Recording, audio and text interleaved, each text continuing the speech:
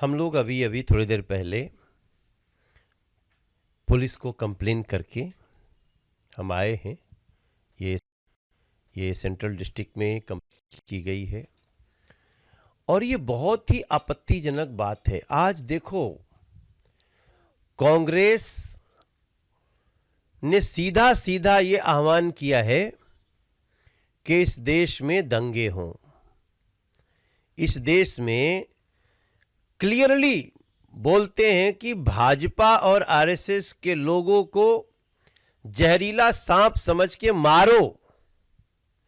नमाज कर रहे हो तो नमाज तोड़ के मारो, नमाज छोड़ के मारो। अगर नहीं मारोगे तो इतना खतरनाक लाइन, मैं समझता हूं ये सीधा सीधा इस देश से द्रोह करने वाला बयान है। हम समझ रहे हैं कांग्रेस अब कहीं नहीं है। असम में कांग्रेस अगर 50 के भी अंदर रह जाए तो किसी को आश्चर्य नहीं होगा, लेकिन आप हारने के समय ये बातें करोगे। आप सोचिए इसका अर्थ क्या निकलता है कि भाजपा और आरएसएस के लोगों को मारो। और किसको कह रहे हैं मारने? नमाजियों को। क्या नमाजियों का काम मारना होता है? क्या नमाजियों का काम दूसरे को चुन चुन करके उनका जान लेना होता है? मैं समझता हूं ये बहुत ही खतरनाक बयान है और कांग्रेस को न तो असम की जनता माफ करेगी, न तो पश्चिम बंगाल की जनता माफ करेगी, और न ही तमिलनाडु या केरल की जनता माफ करेगी। इन लोगों को जनता सबक सिखाएगी कि एक शांतिप्रद देश में, एक लोकतांत्रिक देश में इस तरह से जनता को उकसाने वाला इस बयान को स्वीकार नहीं किया जा सकता। और हमने इसका कंप्लेन किया पुलिस में। सीपी से भी मिल के आए हम लोग। हम 4 सांसद थे, हमारा एक लीगल वो था।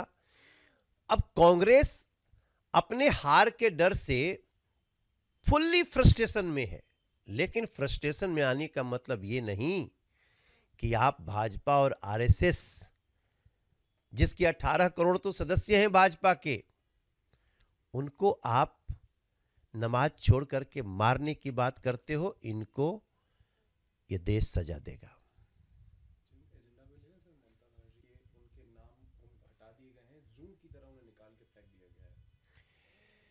ये देश लोकतंत्र के आधार पर चलने वाला देश है।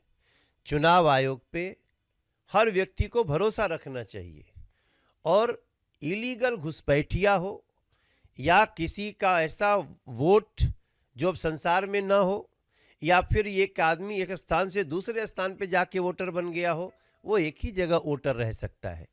अगर इस तरह से किसी का भी वोट एसआईआर में कटा है तो कई लोगों का वोट जुड़ा भी है। और मैं समझता हूं ये बात वही कह सकता है जिसको इलीगल घुसपैठियों के आधार पे जीतने की आशा रही हो। देखो, पवन खेड़ा ने जो भी अपराध किया है, क्योंकि बिना तथ्य के किसी पर ऐसे आरोप लगाना ये हमारे संविधान की नज़र में अपराध है। उनके ऊपर एफआईआर हुई है, पुलिस उनको ढूंढ रही है। अब मुझे आश्चर्य है कि अगर तुम्हारे आरोप में दम है कांग्रेसियों, तो सामने आओ ना। ये छुप छुप के कहाँ घूमते रहेंगे? लेकिन हमें पूरा विश्वास है कि जो भी इस तरह से कानून को तोड़ेगा उसके ऊपर कानून अपनी कार्रवाई करेगा।